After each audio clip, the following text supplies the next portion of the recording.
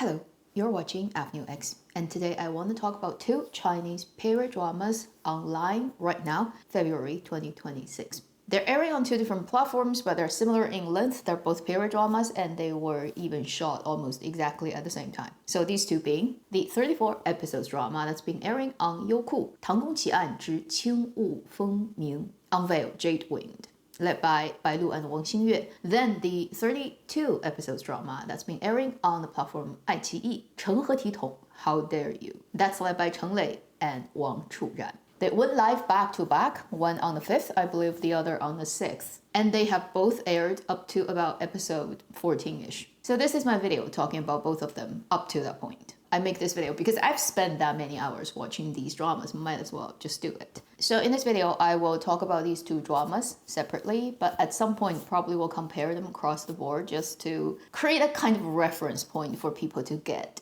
what these two dramas are like and which one might be more your cup of tea. So let's start with talking about 唐宫奇案 Unveil Jadewind. I really have to just first rant about the title. It literally means Town Palace, Strange Cases, Blue Fog, The Wind House. Two mouthful, and this sounds like a bad movie title. I don't know why they do it. Then the English translation is like, I recognize the word, but I do not know what you mean. It is a fictional period drama, although it's kind of set in Tang Dynasty Palace. It's a generic fictional extrapolated Tang Dynasty, you can put it that way. The story is based on an existing novel. The same situation applies to the next drama I'm going to talk about, How Dare You. In terms of its production time, it started shooting at mid-end of November 2024 and they finished in April 2025, which is also extremely close to How Dare You, which was shot from December to April. Briefly talking about what the story is, in this fictional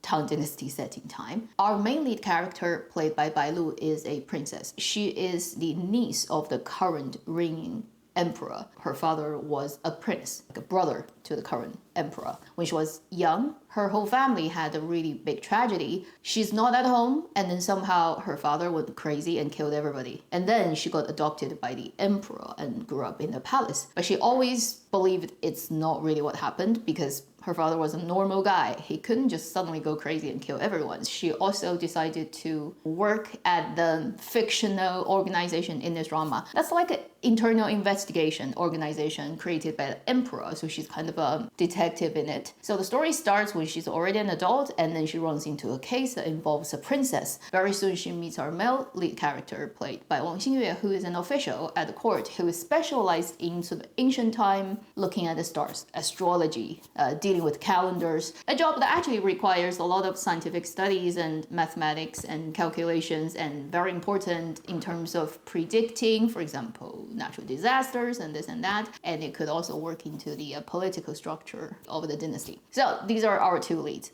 And they're gonna go on investigating multiple cases. And obviously our female lead is gonna have to figure out what happened to her family. This is a really familiar thing for contemporary sort of idol actors, Chinese period dramas, whether it's original script or based on existing material. I have watched the 14 episodes, so these are the things I can say about this drama. On production standard level, it's a pretty okay looking drama. People look good. Some of the makeup I'd say even is like better done than I've seen them like in other dramas. It's overall color grading, it's costume, it's set. It all looks quite proper. I would say among all the Youku period dramas I've seen in recent couple of years, it could go into, if you divide it into 3 tiers, good, okay, bad, and then it goes to the good part. Maybe not the top good, but quite acceptable. Everyone seems to be using their own voice. A thing that I could only say neutral because I notice it and it is what it is, but is it really the best for the characters? Or let's say if they get dubbed, can it be better? I actually cannot tell because it's not the best line delivery, particularly for our lead characters. But then, you know, if they get dubbed, would it sound like not fitting their mouth and therefore even worse? Who knows? We don't live on another timeline. Then, in terms of the fact that it is a at the core detective story, whether it is good enough, unfortunately, no. It is more on the web novel, short drama even, 爽文kind of pace, which is to make you feel good. The very quickly pushing plot, the a lot of explosive kind of scenarios. so that the audiences get excited. But if you try to think through between one plot and another plot, is there actually a logical deduction process? How did scene 1 get to scene 2? In between, what happened? You realize it actually doesn't work. It is very forced by the writers situation because they don't really want to go into the details about breaking a case's logic. That's too complicated. And to have the things they in their head want to happen, they have to ignore the process. For example, the first case, it's regarding one of the princess in the palace. At some point, they find out the princess actually faked her death. Sorry, that's a spoiler, but really it's not that important. Like when you see it, you'll know she definitely didn't die. Like there's no way it happens.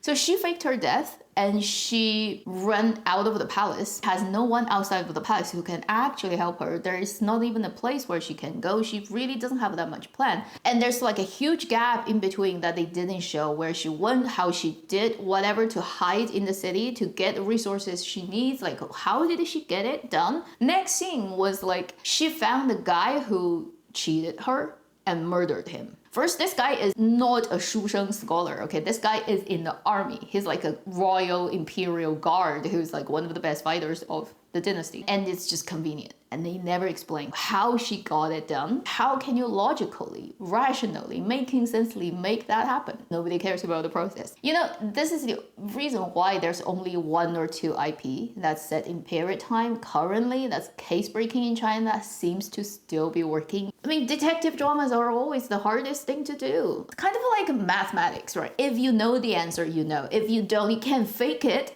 At the exam, you don't know you can't do it, you can't do it. This clearly is an idol drama. Even though it's not poorly made, it's actually quite nice looking. At the core, the storytelling is secondary. It's secondary to the presence of the stars and for their fans to have fun and for the dramas to make money. Other point, apart from the case breaking that really isn't anything, this is still mainly the female lead's character story. If you cannot make the case breaking part brilliant, one thing you can probably try to do is create a very convincing, interesting main lead character. Did they succeed at that? Not really. On paper level, it's already not well written. Whoever is playing this role probably is not going to make a huge difference. She's written as a very without detail and without through line, without like logic character.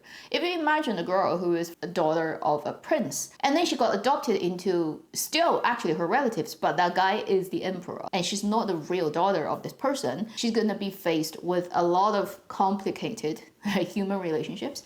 You'd think the natural thing of a person in that kind of growing up background would be she's actually very clever about how to deal with people, knowing how to hide her edges just to stay safe. And also if she has always had that intention of figuring out exactly what happened to her family, her parents, then she also has to be extremely strategic, even when she is adopted by the emperor, and the emperor seems to like her quite a lot. But you know, royal imperial family relationship is never simple, and she needs to be extra careful and aware because she has something she wants to do. Yet in this drama, you see her as very blunt. Also, there are multiple occasions where I think they're just trying to make her look cool, because she's like a girl, but then she can do everything boys can do. She almost has a tendency to always torture herself. When you can actually deal with something or do something without harming yourself, maybe it just takes a couple of more steps. No, she will literally choose to cut herself down, drink poison, get nails in her body just to get the case done, which is like very self-destructive. Now, if you want to write a very self-destructive leading character, you have to build it up. You have to make people kind of believe why this person has this kind of little bit psychotic tendency. And then you give her this kind of background that just wouldn't make sense for her to naturally be like that. Anyway, I look at this, I'm like, nobody actually thought through this character at all. It's on no level convincing.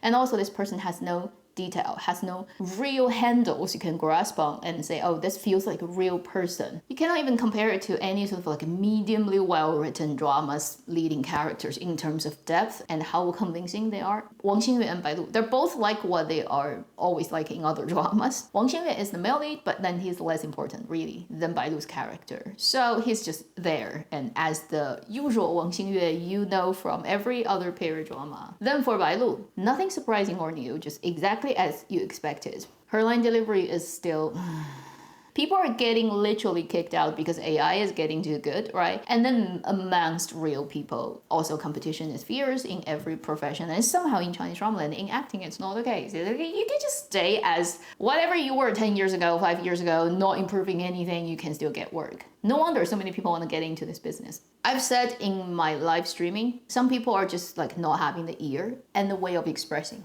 It's just not in them. For a couple of actors who are, you can say top tier actors who get a lot of work right now in dramaland in China, they are unfortunately extremely untalented with ear and speech. And she would be one of them too. So for this drama is, on the surface, it looks pretty. At the core, nothing really is working at all. Whether it's the character, the performance, or the case breaking, the nature of the detective story thing is not working. And I really cannot think of what would be the reason that make me feel like there's nothing on my conscience to tell people I recommend this drama. My opinion about Unveil Jadewind is the content is as unnecessary as its cannot be understood title. Moving on to the next one, on 爱奇艺. How dare you? 成何体统? When they released the trailer, I think a while ago, I was like really intrigued because it looks like a hilarious thing. Now I've watched 14 episodes. Mostly it's still quite disappointing, but it is a comedy. But then it is not that well written a comedy. Therefore, sometimes I feel like they're just being really happy within the frame. Whereas I'm outside of the frame watching, I'm like just,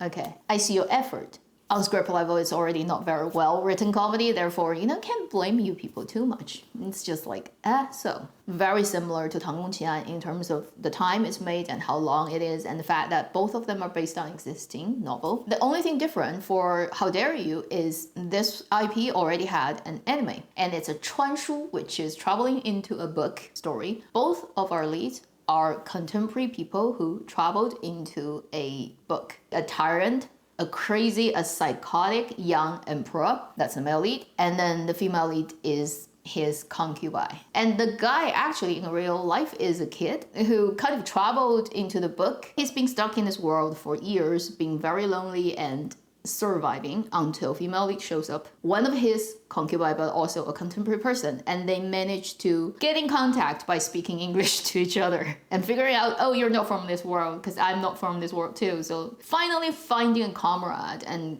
kind of can help each other and try to figure out what is going on and if there's a way of getting out of this book. So that is the setup of this story. I've watched 14 episodes of this drama. A couple of things I would say about this drama is, first, it is also a relatively good looking quality period drama. So the Jadewind looks more like a Youku period drama. And then How Dare You looks much more like a iQIYI drama, but they're both on kind of a quite acceptable production standard. For How Dare You, it is pretty much fully dubbed. It's pretty easy to tell who dubbed whom because there are only that many famous dubbing actors in China who dubs everything, kind of. One good thing is these dubbing actors are very experienced, so they can accurately sort of capture the emotion of those characters in the moment when they're speaking the lines, probably better than the actors themselves. But the problem comes with it is it still sounds too much like a dubbed work instead of a genuine happening in the moment thing. Also, because those voices are very familiar, I can tell like who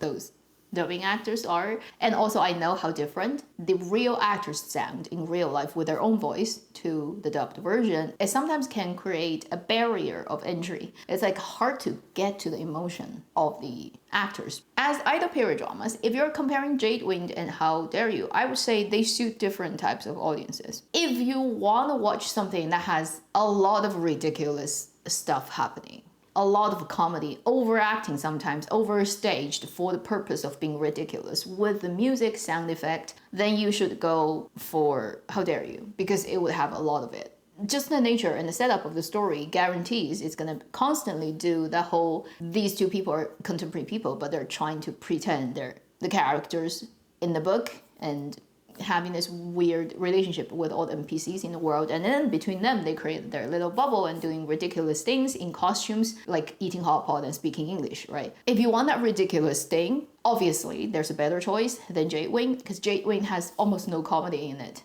It's a case-breaking drama. It's like sometimes taking itself too seriously. Pick the one that you like if you want to spend some time on these two dramas. Then for How Dare You, as a comedy, why I would say it is not so nice. Well, go and watch it. You'll find it's not that funny. Although they really try to make it fun, and certain times it's fun, like for a few moments. But then as a whole, when you think about all the comedy moments they've put together, not on the same level as a dream within a dream in any sense. I would only say the one good thing is there are quite a few pretty people in How Dare You. Wang Churan is pretty. If she's your cup of tea, the type of pretty, then you're enjoying it. Cheng Lei, surprisingly, I think this is the most I can get him as a male lead. What is the attractive thing about this person in this one than every other period drama he's been in previously, even including the one that actually made him notice, the Guo Jingming one, My Journey to You.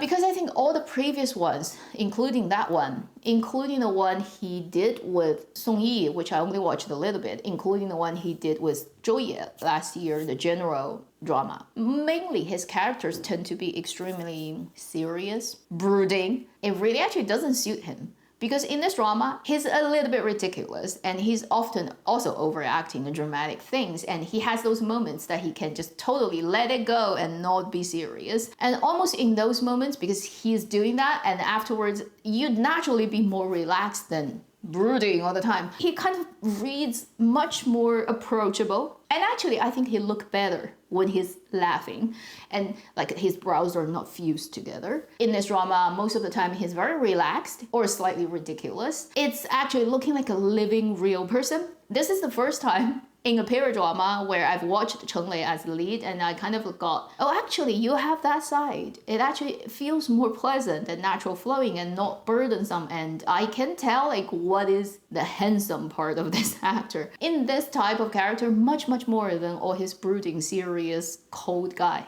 He should seriously consider taking on lighter roles, happier roles that are more comedy heavy than brooding, and that may have worked in his favor more. So some part of it I actually enjoyed, although it's ridiculous. You know, at some moments I can relax and have fun with it. But overall, the comedy is still not on a very well-written level. I still don't really, at this point by episode 14, care that much about any of the main characters. Ideally, you should be able to write the story to the point where if you can create that sort of complicated relationship with the main character as a bystander, but also as people who taking part in this, and how they convince themselves or what they do in the fictional world needs to be justified as well. Like, think about what happens with characters in a dream within a dream. How serious should you take it? Or how serious should you take the lives of the people who are paper person, right, in the story as you think yourself as the real person? The philosophical discussion of if it's you dreaming of the butterfly or the butterfly dreaming of you. I mean, all those things can be interesting discussions that you can add into story, where I think A Dream Within a Dream did very successfully. It made the book people, although they're book people, you feel they're real. And it would be unfair to do things and judge them or destroy them easily just because you think they're paper people. But if you compare to this one, How Dare You, at least by episode 14, I haven't gotten to that point at all. I haven't really felt the life and death, the happiness and sadness, the suffering, or the success or achievement of the paper people really matter. If you cannot do that in this type of setting, it's not really successful. I don't know how much they can do to improve on that. I have a feeling that they've done their best so far and it's still not really working well. On one hand, I can enjoy watching it still, like quickly every day, maybe not watching through all 40 minutes, like minute by minute every episode, but quickly going through it and maybe finding a couple of moments fun and cute. And not feeling the acting in the moment is actually problematic at all. But overall, as the story, that is sometimes beyond specific actors, it is more still on the script level. That can create a long-lasting impression on the audiences. I don't think the story of How Dare You has achieved that. I also don't think in the next 20 episodes it's gonna make it happen. I cannot even guarantee at this point that I'm gonna watch the rest of the drama until its end at episode 32. And if I manage to do that, it's unlikely that I will ever rewatch this drama in the future for any reason. So 2026 is still not yet a magical year for Chinese drama to like a dead body coming back to life suddenly. It's not happened yet. Personal outlook for Chinese drama, and honestly from Avenue X in 2026 is still gonna be, if we are still alive, that's something worth celebrating already. Everything else is like asking for too much. And at the end of this video, quickly mentioning, if you don't know, just in case you don't know and you don't care about gaming that much, Game Science has just released the new celebrating Chinese New Year trailer of the coming up game they're doing, probably in a few years' time, Black Myth Zhong, which they have already announced last year during the Germany clone game whatever event. Everybody knows in the world, if they've played Black Myth Wukong, that the next project is not DLC, but a new one. So they've just released a 6 or so minute trailer, a scene that they claim to be real-time, rendered in-game. So it's not an animation, it's with an Unreal Engine. And it's a big scene of people cooking in the kitchen, where they're just cooking with unusual materials that are not like human eating food.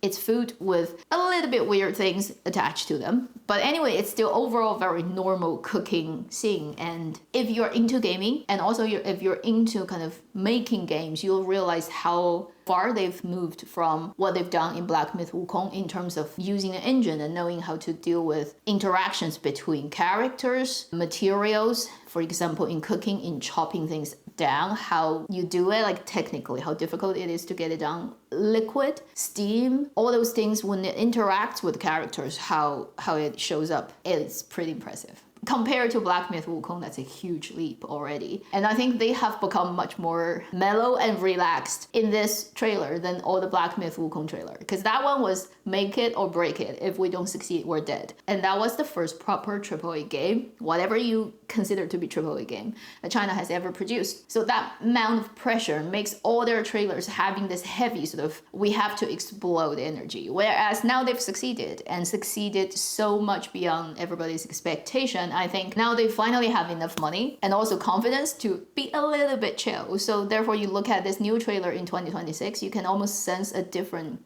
view of looking at their craft. I'm just really happy that we live in this time and age, and also I'm really happy that I didn't miss it in 2024 and officially became a gamer. And I highly look forward to this one, but many other ones that will be happening in between this time and then. Maybe eventually my channel is gonna be about games because dramas are too disappointing and real life people are just not as good as rendered ones. And we're so spoiled with AI tools these days now. I honestly cannot think of what is gonna happen to our industry in terms of film and television making in 5 years' time. Visual and film and footage generating AI getting so good because ByteDance just released Seedance 2, which can generate videos that is impressively good. It actually understands how camera moves, how one shot connects to the other, how they can maintain same face of a character in different shot and angles, and even maintain the background in different shot and angles automatically. Like, that's impressive. At the end of this video, I would just say, I'll try to stay as long as possible on YouTube and keep this channel alive as long as possible, because who knows, in the future it may turn into something that it is not intended to be at this point. Thank you for watching Unveil X. Hope you're staying safe, staying healthy. Let's all head into a future that is completely impossible to imagine at this point. One day you're gonna live in it. So stay alive, that's the most important thing. Please take care. I'll see you in my next video. Meanwhile, live long and happy drama watching.